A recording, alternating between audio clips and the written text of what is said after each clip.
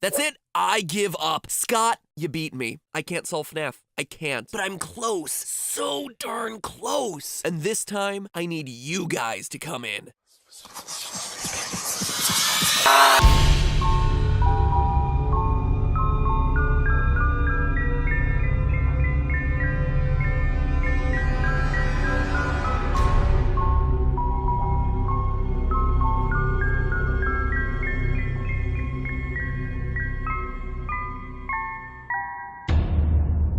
Hello, Internet! Welcome to Game Theory, where the fourth closet is a recording closet. Now, most of you are probably confused about that opening reference, which means that you haven't implanted Scott Cawthon with an RFID tracker that follows his every movement. Fortunately, I have. Which means that I can tell you two things. One, Scott spends a lot of time on the toilet. Gotta stop maxing out the spicy salsa at Chipotle, Scotty C. Us old people gotta watch our digestive biomes. And two, the FNAF series may have quote-unquote ended with FNAF 6, but our time with the 13 variations of the same darn animatronic bear are far from over because Scott has been quietly working away on his pièce de résistance, Ultimate Custom Night. All your favorite characters from all the games attacking you all at the same time. 51 characters, all able to be cranked up to level 20. I gotta be real, Markiplier, might be time to be giving up your FNAF crown. That means there can only be one. Doko, save us. You're our only hope. Anyway, if you're wondering why this episode took so long to come out,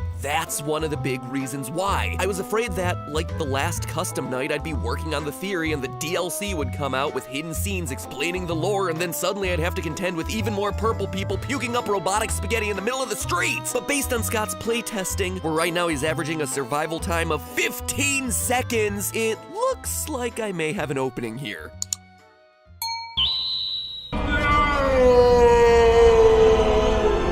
Been a while, let me remind you that we've already covered a lot of ground here in videos 1 and 2 of the series. Freddy's Pizzeria Simulator, otherwise known as FNAF 6, was created with the intention to tie up a lot of loose ends, both for Scott and for the game franchise. We learned that William's business partner Henry, who we were first introduced to back in FNAF World and later in the novels, does in fact play a role in the mainline series of the games. Henry is canon. In FNAF 6, he creates a simulated pizzeria to serve as a trap, luring in all the remaining animatronics. One could say it was a locked box to put all the pieces together. Henry then pulls a Thanos and turns everyone into an ashy pile. I'm not feeling too good, Foxy.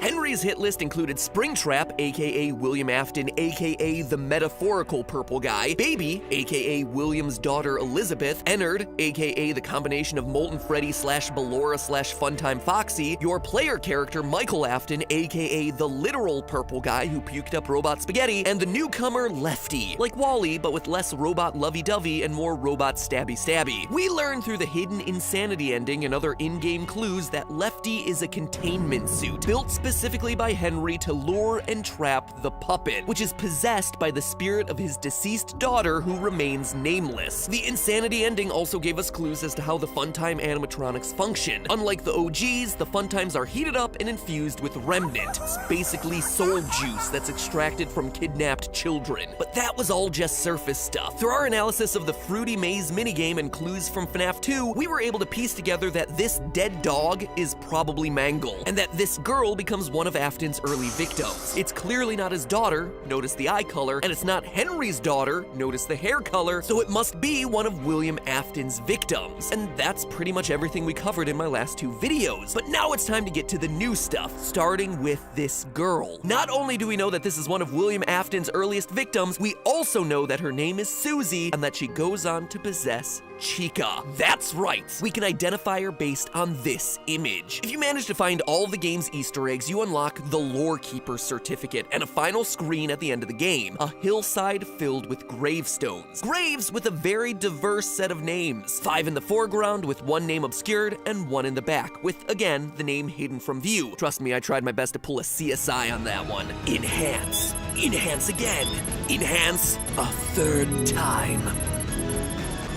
Damn it, Scott! Anyway, this imagery should seem pretty familiar, right? 4 graves with 4 names, 3 boys and a girl, which perfectly matches up to our core 4 animatronics, 3 boy robots and a girl robot. To further solidify the point, look at how the graves are arranged. It's a pattern that's identical to the arrangement of the masks in the good ending of FNAF 3, even down to the girl character being 3rd in line and slightly behind the other 2. Coincidence? I think you know the answer to that by now. Then you have this mysterious 5th grave hidden off to the side. That one definitely contains the soul of whoever winds up possessing Golden Freddy, but more on that one later. And lastly, there's this one overlooking them all. Up on the top of the hill, that's the puppet. Henry's daughter, the one who watches over the rest. 6 main characters, 6 graves, and the same 6 characters that we see fade away during the Happiest Day minigame at the end of FNAF 3's good ending. In short, what the gravestone scene is revealing to us is who these victims are, with Susie as Chica. That also means Freddy is really named Gabriel, Foxy is Fritz, and Bonnie is Jeremy. It's also relatively easy to figure out the name on the puppet's grave, Charlie, or Charlotte, one of the two. We know this not through the games, but rather through the books. But the books aren't canon, I hear you saying, and you're absolutely right, they're not. But they're starting to cross over very heavily. For instance, the entire reveal of William Afton having a business partner named Henry, he was first introduced in the Silver Eyes long before Sister Location ever came out. You ever wonder about this weird wolf poster hanging in the alley of FNAF 6? It's actually one of the Twisted animatronics from the second novel, The Twisted Ones, who are programmed to hide during the day by burying themselves in shallow graves, then dig themselves up at night to roam the countryside looking for innocent victims to vor. And wouldn't you know it, but that's exactly what we see hinted at in the FNAF 6 minigame Midnight Motorist. By going through the game's secret exit and then plowing your car into this random area between the trees, you're able to get out in a clearing in the middle of a forest, and in the upper left corner of the screen is a pile of unmarked dirt. You can't interact with it, the game doesn't acknowledge it at all, but very clearly it is intentionally there. It's super random, right? It is, until you read The Twisted Ones. Or have me read it for you, because seriously, that's why I'm here. Page 74, quote, "When Charlie reached the backyard, she stopped dead. Before her were 3 huge holes in the ground. They looked like graves. Something climbed out of these," end quote. So clearly, even though the books aren't canon, there is significant crossover with the characters and events from the series. In the books, Henry had a daughter named Charlotte. In the games, Henry has a daughter who goes on to become the puppet. It only makes sense for them to share the name, hence gravestone number 5. But it's gravestone number 6 where, I gotta be honest, after months of brainstorming, working and reworking sequences of events and analyzing imagery, I have to regrettably admit defeat. You heard that right. For the first time ever on the show, I have to throw in the towel. Now, don't get me wrong, I have a lot of leads here. Loose threads that I know go somewhere, and I feel like I'm just a step or 2 away from putting it all together, but I just can't quite do it, and I hate to admit it, and honestly, that is the other reason why this video has taken so long for me to write and put together. I didn't want to admit defeat. I didn't want to come to you without a complete idea of what was going on, but honestly, at this point, I'm almost out of ideas, and I need your help, or maybe even a little helpful nudge from Scott Cawthon in the comments to help put it all together, which honestly could be a very cool group project for all of us to work on together. Anyway, let me explain. Grave 6 obviously belongs to Golden Freddy, and once we know that name, we'll finally be able to uncover the source behind the mysterious repeated messages of "It's me" that have been popping up since FNAF 1. It is a huge deal. And here's the biggest twist of them all. We're not shooting in the dark here. Scott has already given us all the information that we need to solve what the name actually is. You see, the trio of novels isn't the only book that Scott Cawthon's released. Late last year, Scott released the 5 Nights at Freddy's Survival Logbook, an activity workbook for kids filled with things like simple quizzes about the games, drawing projects, and writing prompts. The theme is that you're a new night guard at the Freddy's restaurant. It's adorable! Until you realize it's a book asking kids who their stuff would go to when they die a gruesome, horrific death trapped inside a furry suit. It's some dark stuff. But perhaps the darkest part of the book is the dabbing Chica. Anyway, things start to feel more than they seem from page 1, when it's revealed that this book once belonged to a guy named Mike. And one look at the book's word search immediately clues you in that there's way more here than meets the eye, putting the likes of Gravity Falls Journal number 3 on blast. Basically, the 5 Nights at Freddy's Survival Logbook is a book-length metagame dedicated to revealing Golden Freddy's real name, all disguised as a children's activity workbook. It is unquestionably my favorite thing that this franchise franchise has yet produced. That is no exaggeration. This thing is so cool, but the problem is, I can't solve it. Here's how it all breaks down. Several pages throughout the book contain faded text that says, my name. Each of those pages with that text also has a numeric clue hidden on it. Sometimes it's written in plain sight, sometimes with numbers out of place, sometimes the page number itself is wrong. Page 29 is numbered 52, page 32 is numbered 39, page 43 is numbered 15. On page 47, the numbers 7 and 2 appear out of order in this survey question. On page 85, we're presented with a list and numbers 10 and 11 appear in red. On page 108, the time 8:11 appears on an incident report that Mike was supposed to log in. So putting all those numeric clues in order, we get 52, 39, 15, 7, 2, 10, 11, 8, 11.